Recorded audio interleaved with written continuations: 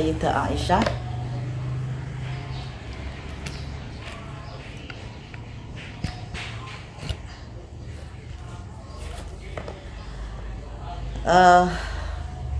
Sebelumnya sengaja pada pagi ini saya memakai jilbab. Ini bukan mengendorse, tapi ini terima kasih sama Neng Hilma atas jilbabnya ini. Ini jilbab Suhita. Mungkin banyak yang tahu ya, novel Hati Suhita. Nah, ini dari novel tersebut kemudian Neng Hilma juga membuat jilbab. Nah, ini sangat bagus, ada wayangnya di sini.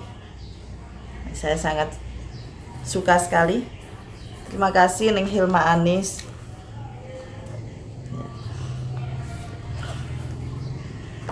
Ala hadratin Nabi Mustafa Muhammadin sallallahu alaihi wasallam.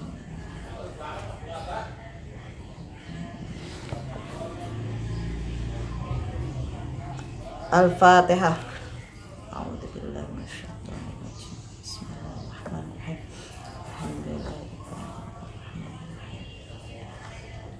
Iyyaka na'budu wa iyyaka nasta'in. Ihdinas siratal mustaqim. Siratal ladzina an'amta 'alaihim ghairil maghdubi 'alaihim waladdallin.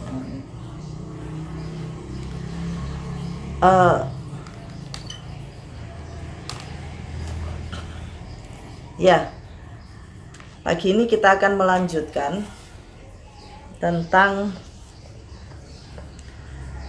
di sini ada kaitannya dengan akhlaknya Sayyidah Aisyah, ya,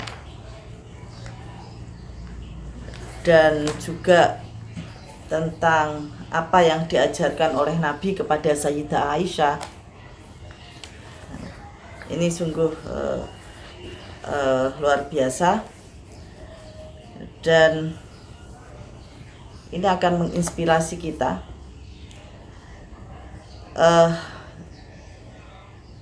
Mudah-mudahan ini bisa mendapatkan, kita bisa mendapatkan barokah dari ilmu beliau Sayyidah Aisyah, dan juga tentunya mendapatkan syafaat dari Rasulullah SAW di hari kiamat.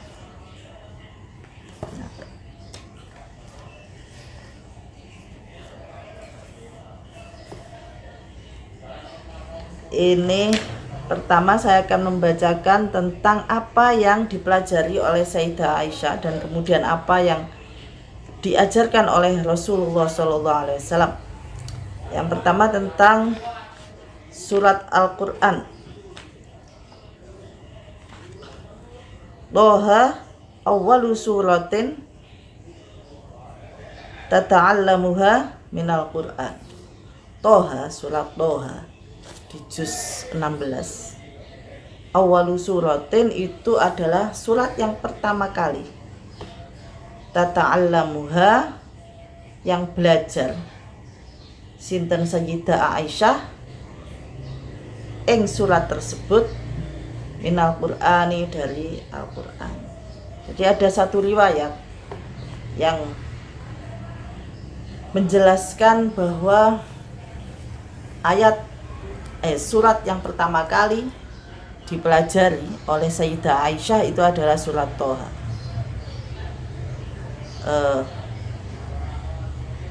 Dipelajari itu artinya tidak sekedar dibaca, tetapi juga dipahami, ya, isi dan kandungan dari surat tersebut. Bagaimana hadisnya ini? Wa'an Urwata, dan hadis diriwayatkan dari Urwah an Aisyah, saking Aisyah, dari Aisyah radhiyallahu anha, qalat,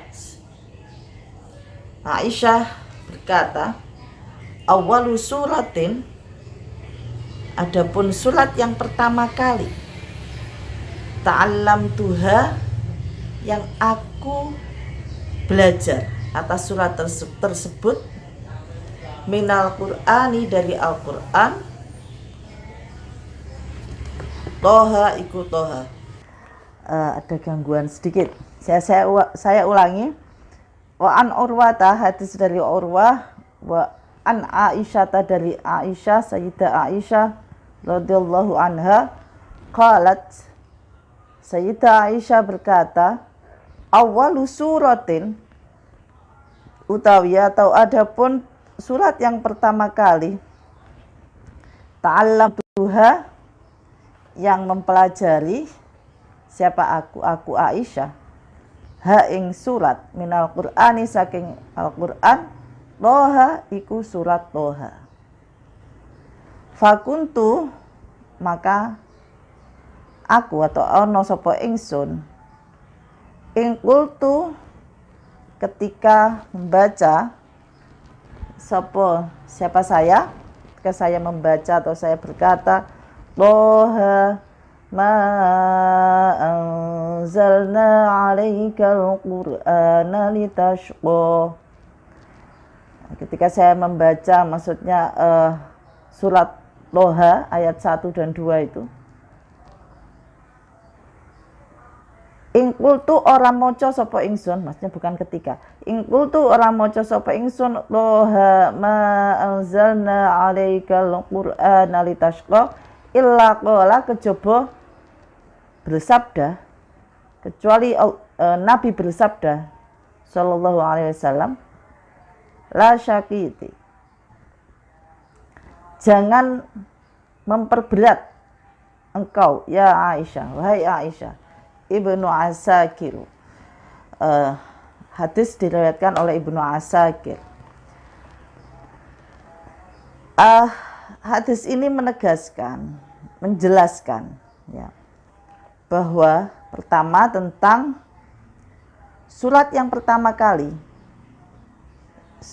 yang dibaca atau dipelajari artinya tidak sekedar dibaca tetapi dipahami isi kandungan dari surat tersebut adalah surat Toha. Maka setiap Sayyidah Aisyah membaca Toha ma anzalna 'alaikal Qur'ana litashqa, ya, ketika setiap Sayyidah Aisyah membaca itu, Nabi itu selalu mengomentari gitu ya, la syakiti ya Aisyah, hai Aisyah, sudah tahu ada ayat itu, kamu jangan memperberat. Apa maksudnya ini? Nah, ini ada ceritanya. Jadi dulu sebelum ayat itu, nah, kira-kira ya sebelum ayat itu,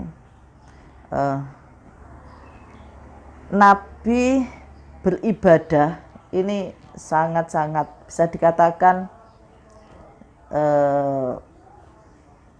ibadah sampai misalnya semalam itu sholat malam, tidak pernah sare gitu ya, kira-kira begitu. Nah, kemudian orang-orang musyrik Quraisy itu sampai berkomentar, ya Allah, kamu itu gimana ya Muhammad? Ayat itu, Al-Quran itu turun, ternyata hanya untuk membuat kamu susah. Maksudnya susah dalam hal ini berat dalam beribadah. Saya lihat, kata orang-orang Quraisy itu, ini kok kami lihat begitu ayat Al-Quran turun tuh kok kehidupanmu seperti kelihatan susah berat, bukan susah dalam hal susah ini, tapi maksudnya berat gitu, karena ibadah terus. Maka turunlah ayat itu, ma anzalna 'alaikal Qur'ana litashqa. Al-Quran itu tidak diturunkan untuk membuat kamu keberatan atau menjadi beban. Nah, menjadi beban bagi Nabi Muhammad, bukan untuk menjadi bebanmu wahai Muhammad. Begitu firman Allah. Ya. illa tadhkiratan liman yakhsha, itu terusannya ayat itu, tapi itu adalah Al-Quran itu adalah sebagai peringatan bagi orang yang takut. Maksudnya takut kepada azab dari Allah. Nah, oleh karena itu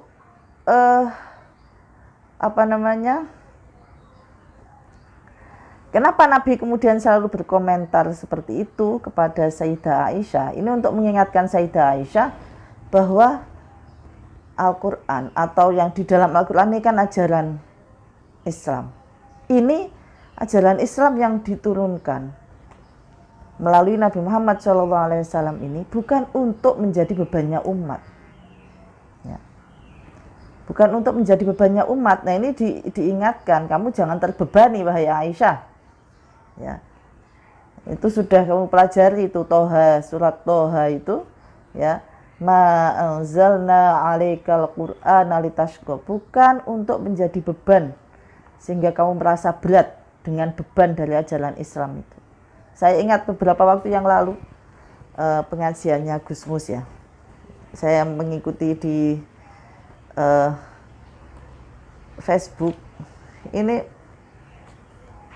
bahwa ajaran Al-Quran, ajaran Islam yang dibawa oleh Nabi Muhammad ini pada dasarnya itu sudah sangat mudah gitu. Nah, sehingga mestinya kita ini menjalani agama itu jangan sampai merasa terbebani. Dan juga jangan memberatkan diri sendiri, ya. Memberatkan diri sendiri yang padahal itu mungkin bukan itu maksud dari agama Islam. Sehingga ini ya, setelah ayat itu turun misalnya, yang asalnya Kanjeng Nabi itu semalaman begitu, ya, qiyamul lail atau sholat, ya, semalam suntuk, maka dengan adanya setelah turun ayat itu Kanjeng Nabi ya sholat juga kemudian sare. Artinya istirahat ini juga sesuatu yang harus diperhatikan. Saya ingat ada hadis lain, ya.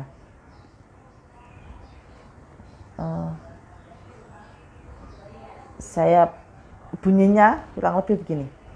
Berikanlah hak atas tubuhmu. Itu saat itu karena ada seorang sahabat yang tidak berhenti untuk ibadah siang malam, sehingga tidak ada waktu untuk istrinya, untuk keluarganya, gitu, ya. Juga bahkan untuk dirinya sendiri, dalam arti untuk tubuhnya, badannya, ya, untuk istirahat tidak ada. Nah, sehingga ini ada yang mengadukan pada Nabi, lalu Nabi menjawab, jangan seperti itu. Dalam beragama jangan seperti itu. Ya. Harus sesuai dengan porsinya masing-masing. Juga harus sesuai dengan porsinya dalam agama itu, jadi jangan sampai membuat berat, gitu, ya. Nah, itu ini yang diingatkan oleh Nabi kepada Sayyidah Aisyah, ya, setiap Sayyidah Aisyah membaca surat Toha itu, awal surat Toha. Jadi itu ayat 1 dan ayat 2, terutama yang kaitan dengan tadi, ya, bahwa Al-Quran alias di situ adalah ajaran Islam, diturunkan bukan untuk menjadi beban bagi umatnya, ya. Itu sama sekali bukan menjadi beban. Nah, ini juga bisa kita teladani, gitu, ya. Dan kita ingat-ingat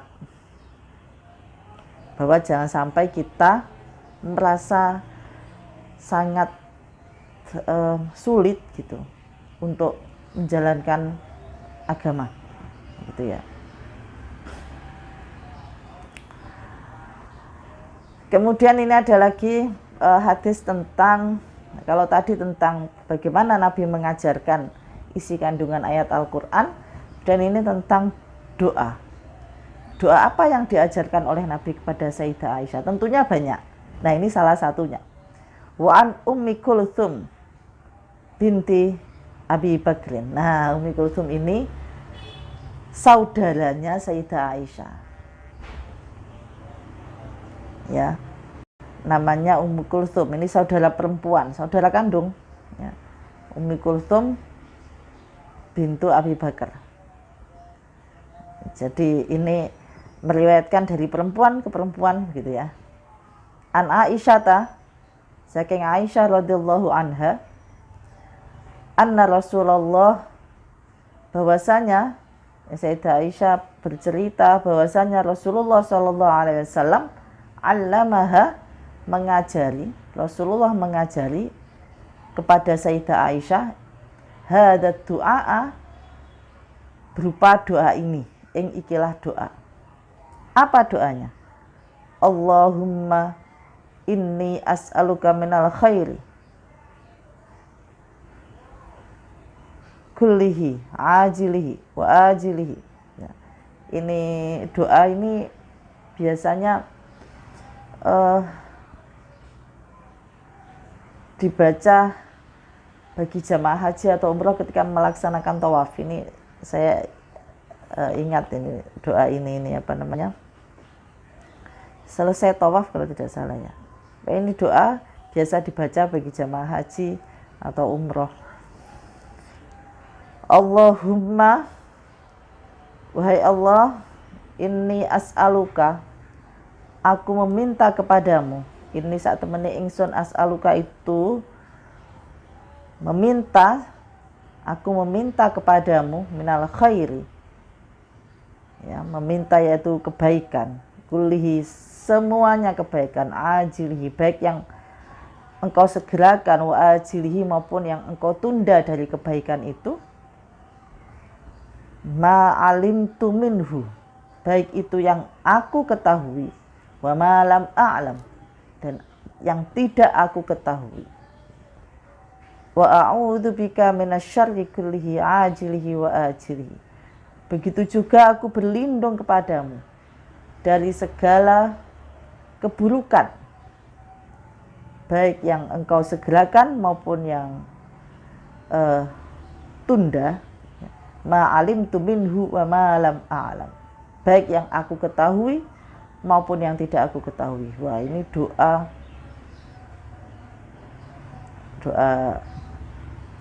luar biasa ini, bahwa apa namanya,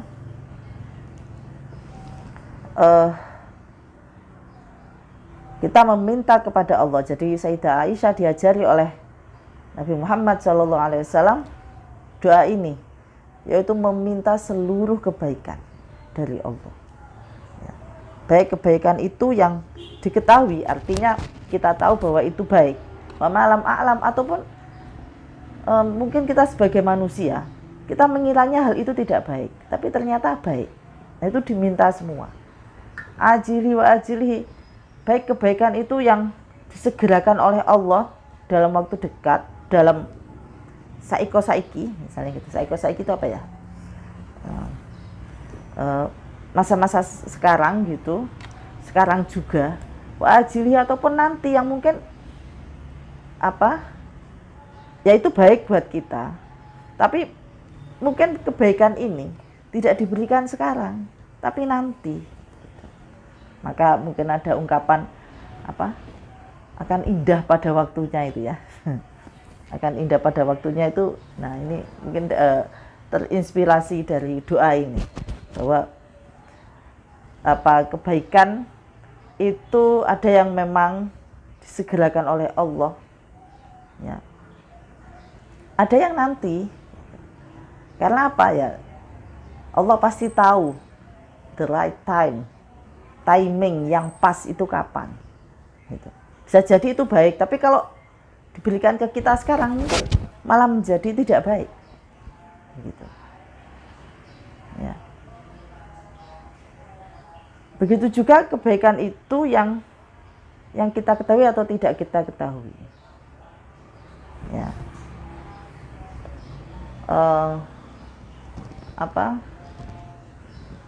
Wa asa an takrahu syai'an wa khairul lakum ya. Bisa saja itu hal yang kita tidak sukai, tapi ternyata itu adalah suatu kebaikan bagi kita. Dalam firman Allah tadi ya, wa asa an takrahu syai'an wa huwa khairul lakum. Nah. Dan juga sebaliknya kita juga berlindung kepada Allah agar kita terlindung dari segala kejelekan, keburukan. Baik keburukan itu yang kita tahu atau yang tidak kita tahu. Kita tahu ini buruk atau kita mengira ini tidak buruk tapi ternyata buruk bagi kita. Ajili wa ajili, yang keburukan itu ada sekarang atau nanti adanya. Nah, kita berdoa agar terhindar dari keburukan itu semua. Oke. Kemudian masih ada lagi doanya, Allahumma inni as'aluka min khairi ma sa'alaka abduka wa nabiyyuka. Nah, ini juga doa dahsyat. Saya juga suka sekali dengan doa ini. Suami saya juga suka, suami saya apalagi sangat-sangat suka doa ini.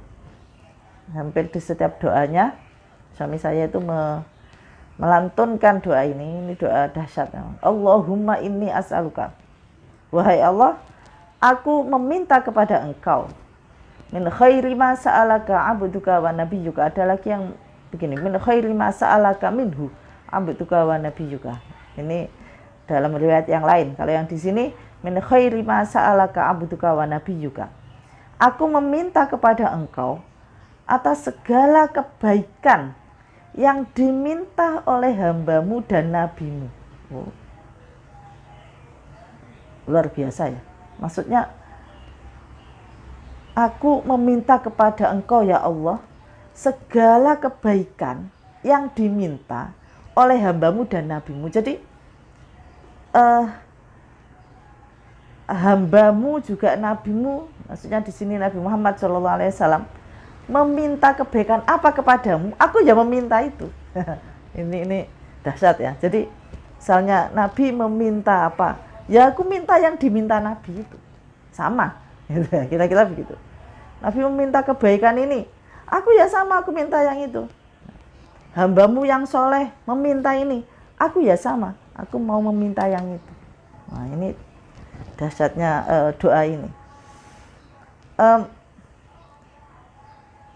Jadi tidak sekedar kebaikan, kalau tadi segala kebaikan, ini juga kebaikan yang diminta oleh hambamu yang soleh dan juga oleh nabimu ya, hamba baik hamba yang soleh maupun kebaikan apapun lah yang diminta oleh hamba-hambamu ya, juga nabimu. Nah, jadi tidak cukup hamba tapi yang diminta nabi, aku minta juga. Wah, ini dahsyat. Terus wah, itu kok neranyak, tidak neranyak ya. Kalau kepada Allah itu kita itu boleh meminta apa saja kok ya. Ud'uuni astajib lakum. Dalam Al-Quran sudah ditegaskan gitu. Mintalah padaku. Jadi ayo kita minta pada Allah. Sampai ini minta pada itu tadi. Ya. Wa a'udzubika min syarri ma a'adzabihi abduka wa nabiyyuka.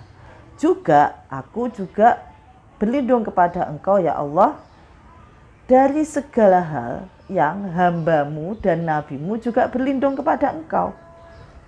Nah, ini artinya minta kebaikan tapi juga berlindung dari hal yang hambamu dan nabimu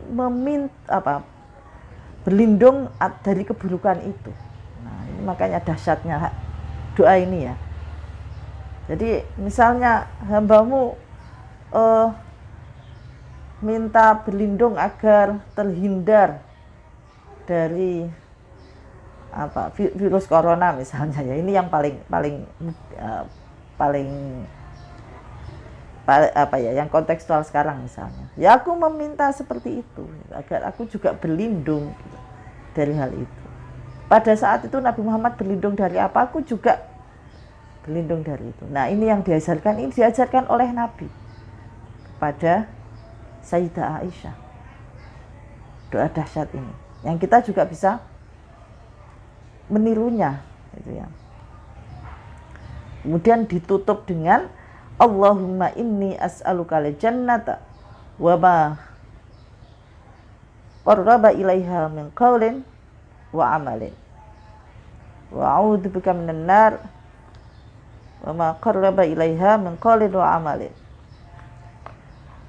Ya Allah, kalau sudah seperti ini tadi, aku minta segala kebaikan, juga meminta kebaikan yang diminta oleh hamba-Mu dan Nabi-Mu, maka aku meminta surga. Ya. Aku meminta surga. Wah ini permintaannya tidak hanya kemudian hadiah kulkas atau kipas angin, ini sampai surga. Jadi tadi kebaikan sudah, terakhir ya jackpotnya. Minta surga. Dan segala ucapan dan perbuatan yang bisa mendekatkan aku kepada surga. Wa qarraba ilaiha min qaulin wa amal. Jadi untuk menuju surga itu pastikan tentunya masuk surga itu pasti rahmat Allah, tetapi tetap kita ada syarat syariatnya yang mendekatkan kita kepada surga itu. Aku minta itu. Segala ucapan ataupun perbuatan yang bisa mendekatkan aku pada surga. Wa a'udzubika minan nar wa ma qarraba ilaiha min qaulin wa amalin. Juga tapi aku juga berlindung dari neraka dan segala perbuatan dan ucapan yang bisa mendekatkan aku pada neraka. Itu juga berlindung dari sana. Wah, kemudian dipungkasi dengan wa as'aluka an taj'ala kulla quda'in li khairan wa as'aluka, dan aku meminta kepada Engkau ya Allah an taj'ala, agar Engkau menjadikan kulla quda'in, ya, setiap qada, takdir, li, ya, bagiku khairan, yang kebaikan. Nah ini super dahsyat ini. Jadi meminta kepada Allah agar segala takdir qadar ya, kodoknya Allah ini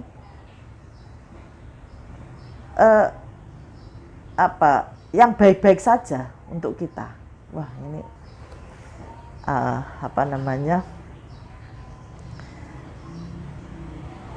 luar biasa doa ini. Sehingga baratnya udah aku ditakdirkan baik-baik saja tak Gusti, bahasa ininya. Janganlah Engkau takdirkan aku yang buruk-buruk, udah segala hal pokoknya semua yang kodokmu itu ya, ini agar yang baik-baik saja, yang jelek hilangkan. Wah ini memang doa dahsyat. Rawahu Ibnu Majah wa Ahmad wal Hakim wa Abu Ya'la wa Ibnu Hibban. Ini hadis diriwayatkan oleh Ibnu Majah, Ahmad, Al Hakim, Abu Ya'la, Ibnu Hibban. Nah, ini doa ini bisa kita gunakan ya dalam keseharian kita. Ini doa dahsyat gitu ya. Doa dahsyat yang bisa kita gunakan. Jangan sampai ada anggapan bahwa wah ini enggak enak izin aku. Ya jangan begitu. Kita harus selalu husnudzon kepada Allah. Ya kan? bagaimana hadis qudsi kan, bagaimana ini inda dzanni abdi bi. Aku itu dawuhnya Allah, aku itu ya tergantung bagaimana hamba itu menyangka atau berzon terhadap diriku. Maka kita harus selalu husnudzon. Jadi kita jangan ragu berdoa, itu jangan ragu, harus yakin. Jangan sampai ada keraguan sedikit pun bahwa wah, dikabulkan enggak ya, ini dikabulkan enggak ya, jangan gitu. Kita aja kalau misalnya kita meminta kepada ya orang tua misalnya atau siapa gitu ya, kita ragu, biasanya juga orang yang akan memberi itu juga ragu juga gitu. Niat nggak sih gitu ya, kamu itu niat nggak gitu ya, kayaknya nggak serius, kata anak sekarang cius ya kata anak sekarang cius nggak gitu. Nah, maka kalau berdoa ya serius, ini tadi doa yang sangat serius ya. Wah, itu kok neranya? Enggak neranya, ini doa super dahsyat gitu. Justru kita sangat yakin kepada Allah, gunakan doa ini. Nah, ini yang diajarkan oleh Allah kepada Sayyidah Aisyah. Oke, sekarang kita beralih kepada akhlaknya Sayyidah Aisyah. Ternyata Sayyidah Aisyah itu selain cerdas, kreatif, aktif, dan tif-tif yang lain itu ya, inspiratif, inovatif. Ini juga terkenal dengan kedermawanannya, lomo. Menjadi lomo itu sebenarnya tidak nunggu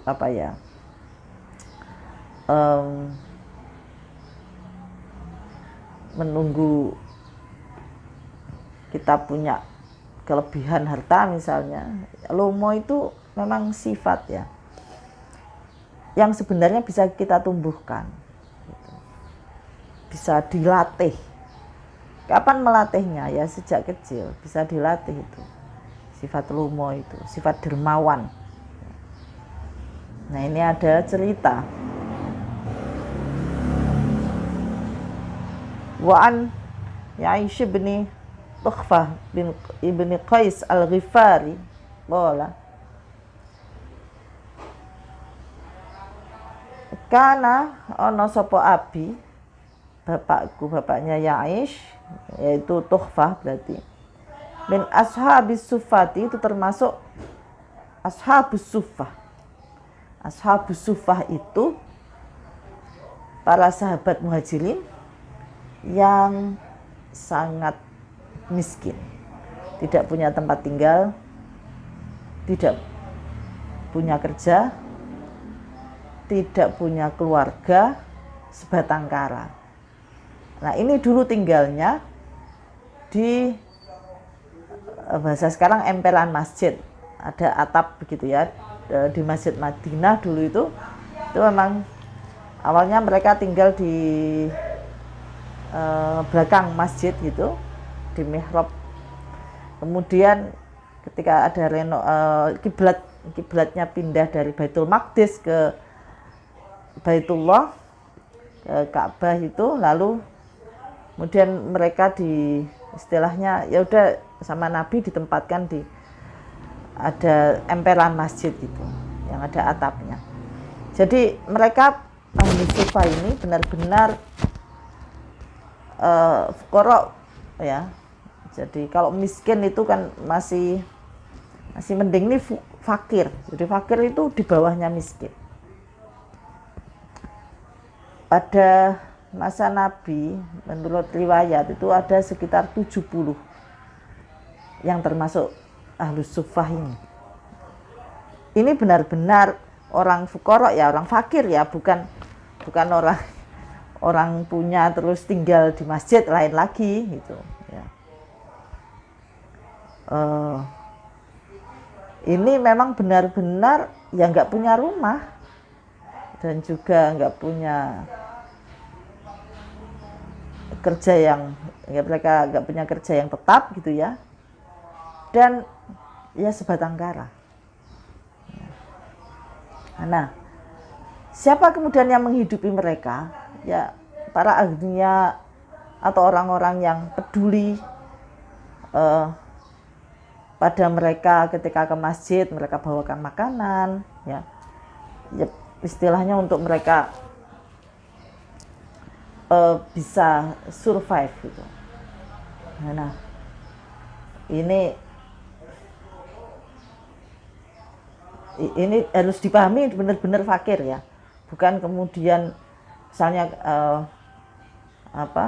kita tiba-tiba aku tinggal di masjid, tapi sebenarnya kita punya keluarga dan kita mampu. Nah itu malah termasuk salah juga meninggalkan keluarga, malah yang mestinya kita tanggung jawab terhadap keluarga malah ditinggal gitu ya,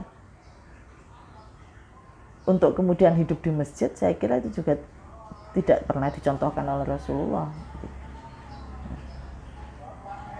Jadi Bunda, saya kan mencontoh ahlu sufa, beda. Ahlu sufa itu memang secara ekonomi benar-benar sangat tidak mampu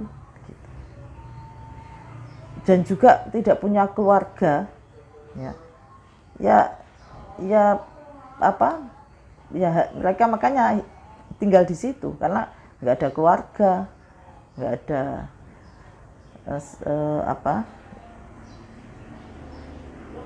nggak ada yang perlu mereka tanggung jawabi, begitulah. Dan memang benar-benar tidak punya. Nah, suatu saat cerita gitu ya, bahwa Rasulullah SAW saat itu kemudian berkata kepada ahlu sufa itu, intoliqu bina ila baiti Aisyah. Ayo kalian pergilah ke rumah Aisyah radhiyallahu anha. Fantolakna. Lalu kami berangkat. Tadi bapaknya ya Aisyah itu ya. Ya Aisyah, at'imina. Mereka matur pada Sayyidah Aisyah. Ya Aisyah, tolong dong kami beri makan. Fajaat, lalu Sayyidah Aisyah keluar membawa bihashishatin fa'akalna. Hashisah itu semacam tumbuh-tumbuhan. Saya juga kurang tahu seperti apa, tapi katanya semacam rumput atau apa ya, tumbuh-tumbuhan lah, sayur gitulah, sayur mayur gitulah kira-kira ya. Loh ada sayur, ya tetap ada di Arab itu, tapi bukan kemudian sayur seperti kita ini yang di sana, yang tumbuh di sana itu ya rumput-rumput itu. Fa'akalna, lalu kami makan. Nah, jangan tanya dimasak apa, ini tidak ada keterangan ya. Jangan tanya itu dimasak apa ya. Ini saya juga tidak tahu ya, karena hadis ini bukan tentang kuliner. Kecuali kalau bukan tentang kuliner, saya tidak tahu. Kemudian itu makola, lalu tadi Tukhfah tadi tanya lagi, ya Aisyah at'imina. Waduh, kalau rumput tok ya kurang, kira-kira begitu mungkin ya. Minta lagi. Fajaat bihaisata mithil qotota fa'akalna. Lalu Sayyidah Aisyah bawa lagi.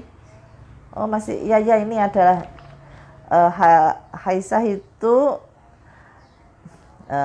haisah itu apa? Kurma yang dicampur dengan minyak gitu. Ya. Terus diulet gitu ya. Diadoni menjadi adonan, diaduk-aduk gitu ya, sehingga rasanya itu seperti daging, katanya ini ya, saya juga belum pernah nyoba, coba nanti yang mau nyoba, seperti daging merpati. Wow, lezat ya. Wah ini puasa-puasa masih pagi.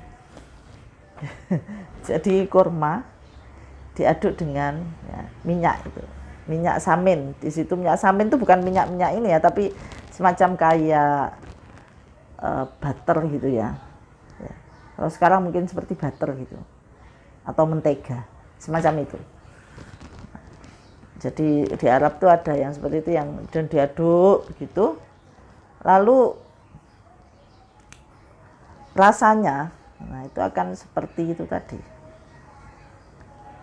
Kotoh itu burung, bukan burung dara, tapi itu semacam anak burung yang rasanya yang seperti burung dara.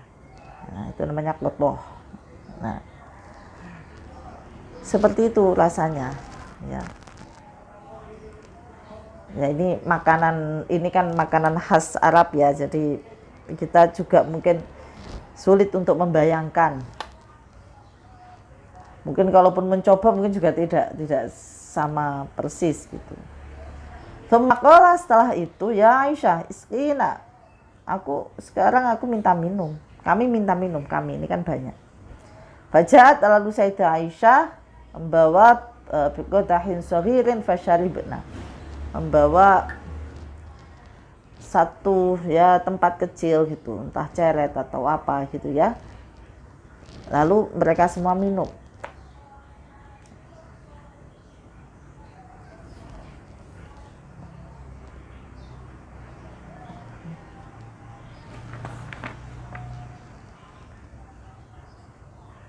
Summakola, lalu tadi bapaknya Yaish tadi tanya, ngomong ke tadi ya ahlu sufa yang lain, in syi'tum bitum wa in syi'tum in tolaktum ilal masjid. Ya udah, ini sudah selesai, gimana, masih mau di sini atau kalian kalau mau ya ayo pada ke masjid. Wala fa bainama ana muttaji'un fil masjidi minas sihri ala batni. Ini konteks hadis yang jadi ada dua jalan di sini. Yang pertama bagaimana Sayyidah Aisyah ini memperlakukan ahlu sufah dengan sangat kedermawanannya. Yang kedua ini ada larangan begitu ya, kalau tidur itu mengkurep atau tidak mengkurep, pokoknya perutnya ditempelkan di lantai gitu ya. Bisa tidur miring yang perutnya itu nempel di lantai, atau mungkin tengkurap perutnya itu nempel di lantai. Idza rajulun yuharrikuni birijlihi. Nah, ketika dia itu Tukhfah tadi tidur seperti itu ya.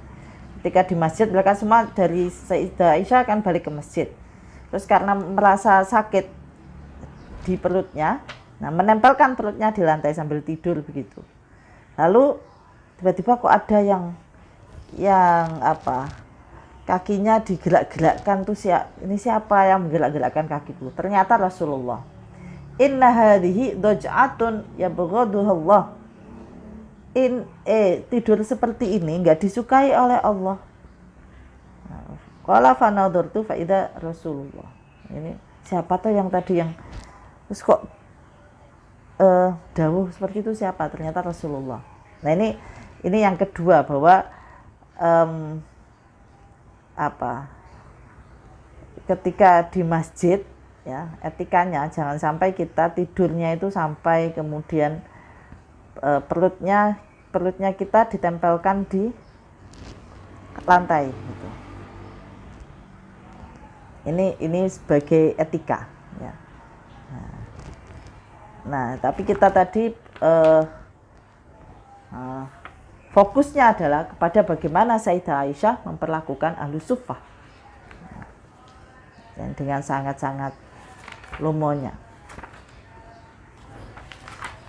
Nah, pada hadis yang lain juga dijelaskan Aisyah tukrimu duyufahu fi ghiyabi. Sayyidah Aisyah ini sangat menghormati, memuliakan tamunya, bahkan ketika Nabi tidak ada di rumah. Wa an Asim bin Laqit ibni Sobrah an abihi saking bapak Asim, yaitu dari Lakit. Pola ndika sinten Lakit, kuntu on ada siapa saya ono sopo ingsun wafidu Banil Muntafiqi, delegasi Banil Muntafiq, Aufi wafdi Banil Muntafiqi, yaitu saya saat itu merupakan salah satu dari delegasi Bani Muntafiq ila Rasulillahi, untuk menghadap kepada Rasulullah Sallallahu Alaihi Wasallam. Qala, Lakit berkata, falamma qadimna ala Rasulillah, ketika kami sampai kepada Rasulullah Sallallahu Alaihi Wasallam, sowan pada Rasulullah, sudah sampai di dalam beliau. Falam nusadifhu fi manzilihi, falam nusadifhu, maka kami tidak menjumpai Rasulullah fi manzilihi, di rumahnya. Nah, ini cerita. Jadi gini, Rasulullah itu kan ketika di Madinah beliau tidak hanya nabi, tapi juga adalah kepala negara, pemimpin pemerintahan juga ya. Nah, sehingga beliau itu mungkin hampir tiap hari ya sering, saya tidak tahu apakah hampir tiap hari atau berapa kali frekuensinya, tapi sering sekali ada delegasi ya yang sowan kepada Nabi. Ya pastilah ya, seorang pemimpin mulai dari, mungkin sekarang ini mulai dari Pak RT saja pasti banyak orang yang sowan gitu ya, mau ngurus KTP atau apa gitu ya, atau mau melaporkan kondisi di daerahnya ke kepala desa juga, misalnya ini perwakilan dari RT 1, delegasi dari RT 1, ada 5 orang mau menghadap kepada kepala desa, mau melaporkan kondisi RT-nya yang ini, mungkin butuh saran atau bimbingan dari kepala desa. Meningkat bupati juga begitu, pasti ini ada kelompok masyarakat, misalnya kelompok petani yang mau sowan gitu ya, mau menghadap pada bupati, karena ini berkaitan dengan masalah pangan ya, ketahanan pangan di daerah ini bagaimana ini, nah, misalnya begitu, sampai gubernur misalnya. Nah, kelompok masyarakat apa gitu ya, perwakilan guru menghadap pada gubernur misalnya, sampai kepada presiden. Itu pasti itu salah satu kesibukan dari kepala negara itu adalah, atau kepala pemerintahan itu ya, itu pasti menerima delegasi, baik delegasi itu dari dalam negeri maupun dari luar negeri ya. Nabi dulu juga sering menerima delegasi dari luar negeri, dari luar Arab gitu ya. Nah, apalagi dari dalam ini. Makanya di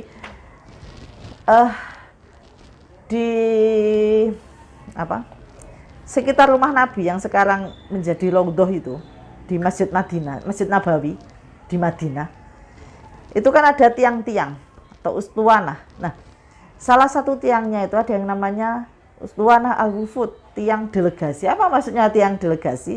Di situ adalah tempat Nabi dulu ketika Nabi menerima delegasi entah terutama dari luar negeri gitu ya, dan juga delegasi dari dalam negeri, maksudnya tamu-tamu ya, tamu-tamu delegasi itu. Nah itu Nabi menerima di situ. Yang sekarang kalau kita ke Masjid Nabawi,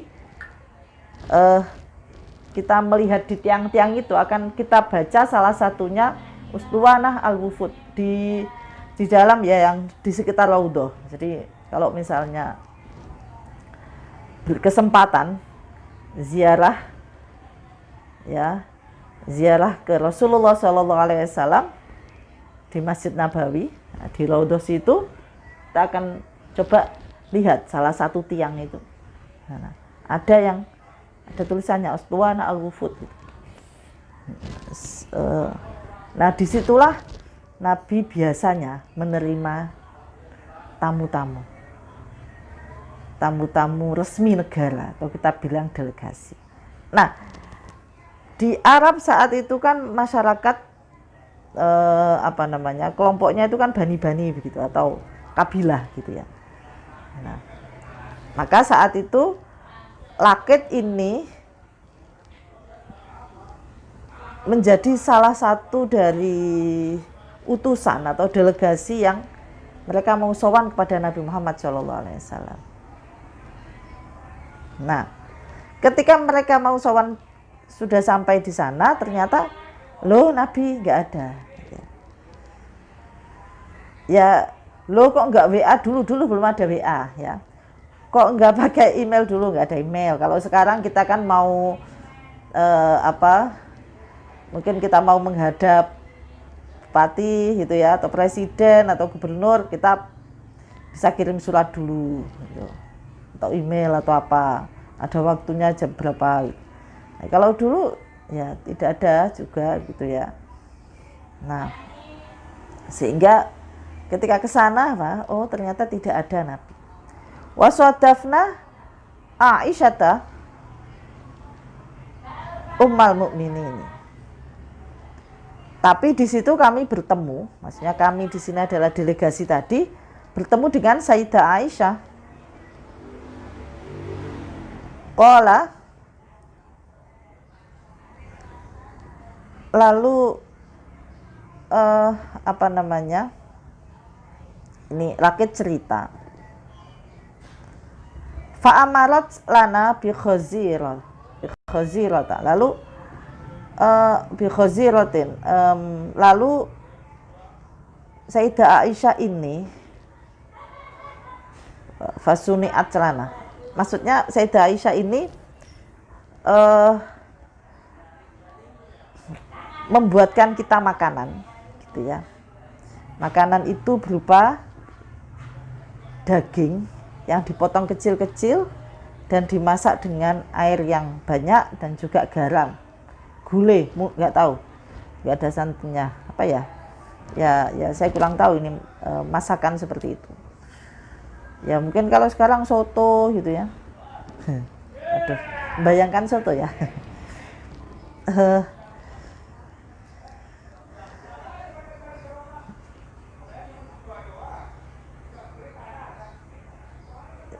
Kemudian dikasih tepung, berarti ini gulai ini ya. Caranya kemudian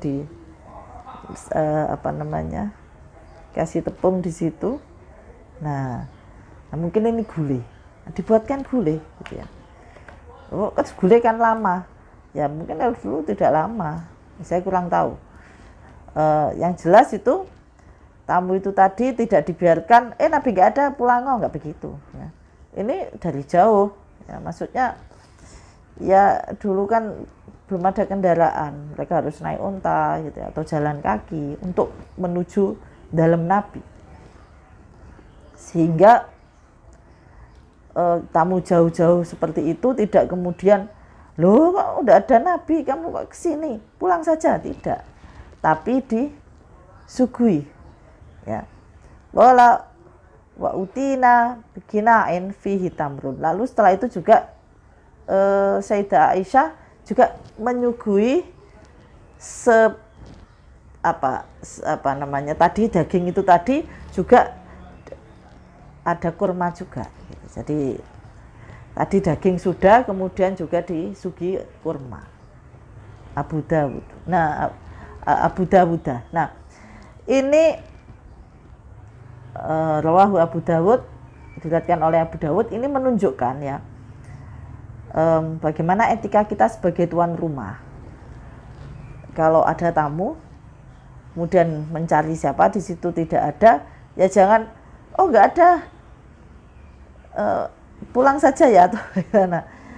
Tapi etikanya adalah, apalagi kalau tahu kita, kalau tamunya itu dari jauh ya harus kita hormati dengan apa, dengan nyuguh, entah ya apa semampu kita gitu ya. Kita punya apa di situ kita suguhkan. Nah, kebetulan Sayyidah Aisyah itu punya daging saat itu, lalu disuguhi. Saya ingat,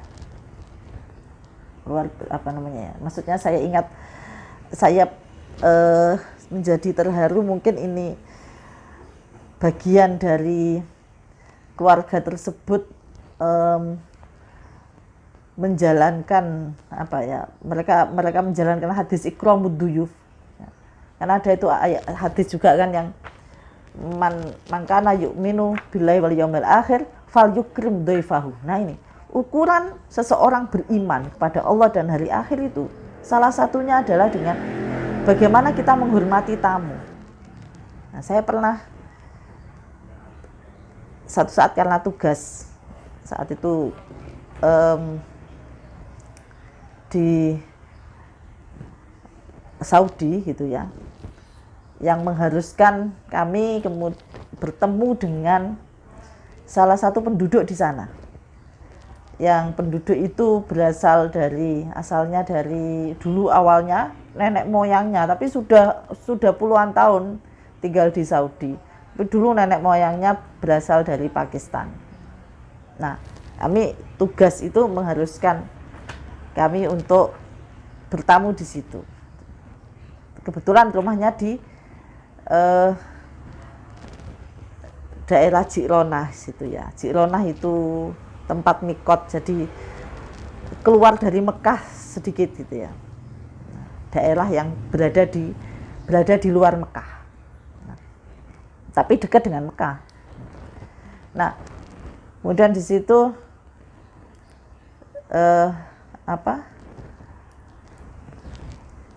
rumahnya itu kami sangat prihatin gitu ya. Ya sangat tidak layak gitu ya. Karena satu rumah dihuni oleh 5 keluarga. Yang lima keluarga ini mulai dari bapak ibu, kemudian anak-anaknya sudah punya anak lagi, artinya cucunya gitu ya, dengan menantunya. Yang rumahnya itu sangat-sangat kecil. Nah, ketika kami ke sana,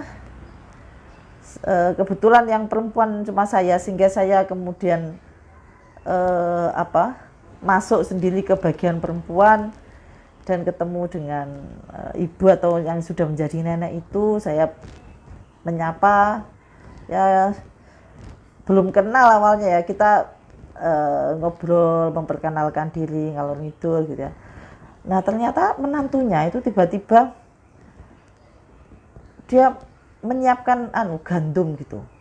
Karena rumahnya saking kecilnya, sehingga saya tahu dapur itu kan buka hanya di sebelah.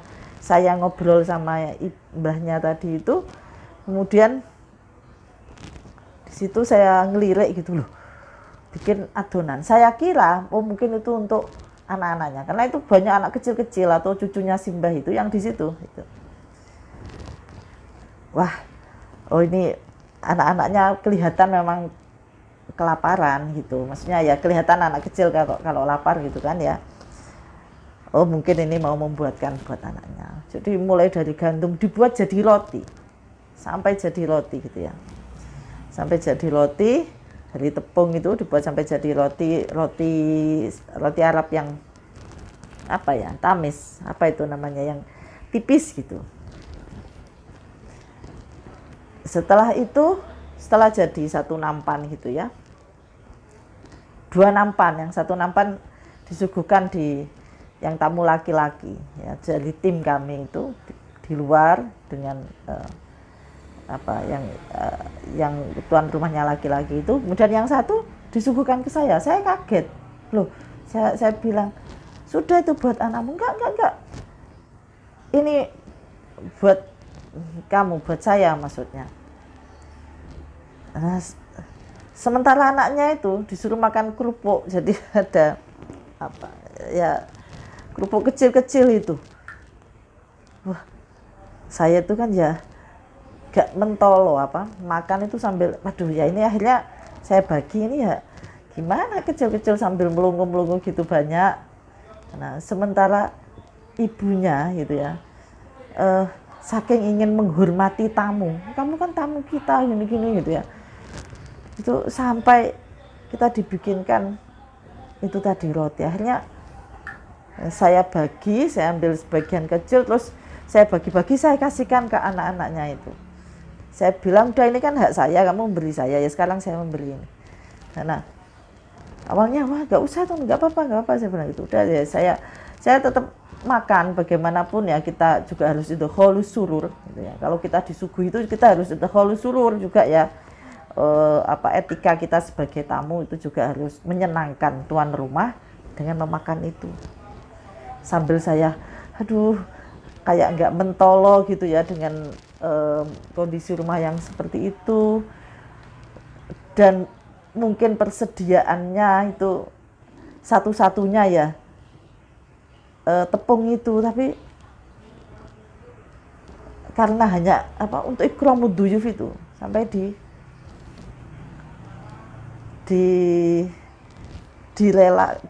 dibelan-belani gitu kira-kira ya, sampai makan. Dan itu membekas sampai sekarang, istilahnya untuk pengingat bagi diri saya sendiri bagaimana kita harus menghormati tamu ya.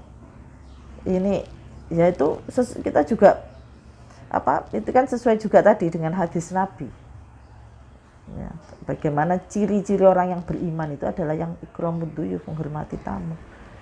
Maka ini yang diceritakan Sayyidah Aisyah ini juga saya menjadi ingat cerita itu yang saya alami, bagaimana ada orang yang saking inginnya menghormati tamu, apapun yang diberikan gitu. Nah, ini kan luar biasa. Maksudnya ini inspirasi bagi kita semua, bahwa kalau kita memang beriman ya kita harus menghormati tamu. Nah, ini contoh bagaimana Sayyidah Aisyah menghormati tamu ya. Sayyidah Aisyah menghormati tamu di saat itu Nabi tidak ada, dan ada tamu istilahnya yang mau menghadap, sowan gitu ya, utusan gitu, tamu resmi kenegaraan lah kira-kira gitu. Nah, Sayyidah Aisyah menghidangkan, membuat dulu baru dihidangkan itu daging. Nah, ya semoga kita bisa meneladani itu ya tadi, seperti tadi yang ini banyak sekali cerita bagaimana Sayyidah Aisyah memang karena beliau sendiri dermawan, dan juga Nabi juga dermawan. Nabi juga memotivasi Sayyidah Aisyah untuk selalu dermawan pada orang lain gitu ya, terutama ketika ada tamu harus itu. Nah, bahkan di sini ada cerita Abu Hurairah itu istilahnya mengenyangkan perutnya itu dari Sayyidah Aisyah, rumahnya Sayyidah Aisyah. Nah, tapi juga Nabi juga mengingatkan, jangan sampai ketika ada tamu kamu merasa terbebani ya. Jangan merasa terbebani, itu ada dalam hadis yang lain. Wahai Aisyah, kamu jangan merasa terbebani kalau ada tamu. Tapi ya sudah, suguhkan yang kamu makan. Misalnya saat itu kamu punyanya ya tadi ya, seperti yang saya alami tadi misalnya. Ya punyanya mereka punya tepung yang kemudian dibuat roti, yaitu punyanya itu, jangan sampai kemudian sampai ngutang ke sana sini gitu. Ya. Nah, ya tadi kalau jangan sampai kemudian kita mengada-adakan gitu. Ketika kita ikramud duyuf itu, ya sudah, apa yang kita punya dan apa yang kita makan itu kita suguhkan gitu. Tapi juga pelit, kita sebenarnya punya daging, untuk tamu udah kerupuk saja ya. Itu ya juga pelit gitu ya. Ya sudah, apa yang kita punya kita suguhkan. Sama dengan yang tadi itu, cerita yang saya tadi itu, bahkan anaknya saja dikorbankan, anaknya disuruh makan kerupuk. Aduh, itu saya membekas sampai sekarang, karena itu pengalaman yang luar biasa yang saya alami Maksudnya yang paling menyedihkan gitu ya. Ya untungnya saat itu emang kita datang memang untuk kita memberikan bantuan dari pemerintah Indonesia, meskipun mereka bukan warga negara Indonesia. Tapi ada suatu masalah yang buat kita harus membantu mereka gitu. Ya, ini tadi menyuguhi tamu, dan bagaimana kemudian etika kita ketika kita menghidangkan makanan pada tamu. Nah ini, wa Anisir bin Yahya an Thauban, hadis saking Thauban, annahu sak temene Thauban, jaa itu sowan sapa Thauban ilan nabi maring Nabi sallallahu alaihi wasallam, faqaddama ilaihi ta'aman, lalu Thauban menghaturkan atau menghadiahi Nabi dengan makanan. Jadi ya ini juga kebiasaan ya. Kalau bahasa Jawanya ater-ater. Ater-ater itu apa ya? Ya kita memberi ke orang lain gitu. Terutama orang yang kita hormati. Misalnya kita ngaturi ke guru kita gitu. Ya, kita punya guru, kita ngaturi apa ke guru kita. Ini sudah dicontohkan sejak zaman Nabi. Gitu. Ya. Mungkin ini memang saya merasa kok budaya ini semakin kesini semakin luntur. Ini harus ditradisikan lagi gitu ya. Bagaimana kita saling tidak harus makanan, tapi apa gitu yang kita saling memberi gitu dengan tetangga kita, dengan orang lain gitu ya. Apalagi kalau kita punya kelebihan makanan, ya udah kita bagi makanan. Nah ini Thauban saat itu ngaturi makanan pada Nabi. Wa qala li Aisyata, ya. Lalu Nabi menginstruksikan pada Sayyidah Aisyah, wa akili dhaifaka fa inna dhaifa yastahyi ayyakula wahdahu. Gitu.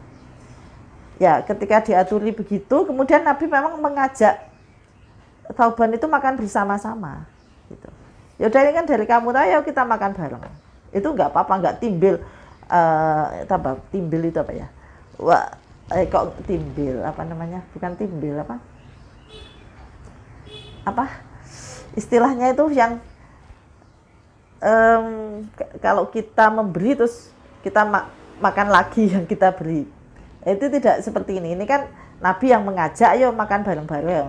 Meskipun itu tadi dari Thauban, tapi Thauban diajak, ayo nggak apa-apa. Kan ini sudah milikku, nah kamu saya ajak gitu ya. Itu nggak apa-apa seperti itu. Jadi misalnya kita ngaturi siapa makanan gitu ya. Terus habis itu yang kita atur itu ngajak kita makan makanan itu nggak apa-apa. Jangan sampai enggak kan tadi balik ilat, tidak balik ilat gitu ya. Nah, wakili dhaifaka, ayo bareng ngono maem tamumu, fa inna dhaifa yastahi ayyakula wahdahu. Nah, ya tamu itu malu toh ya kalau makan sendiri. Artinya kalau kita sebagai tuan rumah dan kita menyuguhi tamu itu makanan, etikanya itu kita itu barengi makan. Jangan sampai tamunya dibiarkan makan sendiri. Sebenarnya seperti itu etikanya. Tapi kadang malah mungkin kalau di sini itu kadang berbeda ya. Maksudnya di budaya masyarakat kita malah tamunya mungkin malah gini, kebalikannya. Nggak enak kalau kita di situ nanti tamunya nggak kolu itu apa ya? Nggak tega untuk makan gitu. Sebenarnya malah tidak, justru kita harus ikut barengi. Ya makanya misalnya ini juga kitab etika misalnya menyuguhi tamu misalnya ya, minuman misalnya tamunya 5, tuan rumahnya 2 ya, 7 yang disuguhkan dan yang 2 untuk tuan rumah, sehingga bisa barengi tamunya itu. Nah, itu ternyata diperintahkan oleh Nabi pada Sayyidah Aisyah. Gitu. Ya. Diperintahkan untuk ikut kita itu barengi, ya, menemani tamu ikut minum, ikut makan gitu ya, apa yang kita suguhkan itu. Nah, ini adab kita, etika kita sebagai tuan rumah ya. Karena kadang seringkali banyak sekali memang tuan rumah itu malah merasa menghormati kalau dia tidak ikut makan atau tidak ikut minum dengan tamunya. Justru tidak. Justru etika menurut Nabi Muhammad SAW, kalau kita ikramud duyuf atau kita menghormati tamu kita, ya kita itu ikut menemani makan dan minum tamu itu. Tentunya ya tuan rumah tidak geragas ya, pastilah, maksudnya tuan rumahnya terus ikut menemani tapi tuan rumahnya habis satu toples gitu ya, sementara tamunya baru sedikit, tidak seperti itu. Tapi maksudnya jangan juga kemudian kita tidak menemani tamu. Ini salah satu ikramud duyuf yang diajarkan oleh Rasulullah SAW. Wallahu a'lam bishawab. Untuk kali ini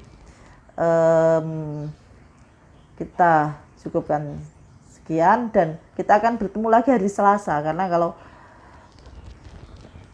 ya Selasa ya, mulai Selasa ya Mas Aan ya. Jadwal saya kan Selasa, Rabu ya, jadi Selasa. Kalau besok Senin itu ada jadwalnya orang lain ya. Sekali lagi terima kasih atas perhatiannya. Semoga ngaji kita pagi ini bermanfaat, dan kalau ada hal-hal yang salah itu murni pasti ini adalah dari saya, kekurangan saya. Kalau ada yang benar itu dari Allah Subhanahu wa taala, dan saya sangat berterima kasih ya atas perhatian panjenengan semua ya yang ikut di ngaji ini. Kita tutup dengan, kalau kalamun kelamaan jadi kita tutup juga dengan Al-Fatihah. Al-Fatihah. A'udzubillahi minasyaitonir rajim. Bismillahirrahmanirrahim.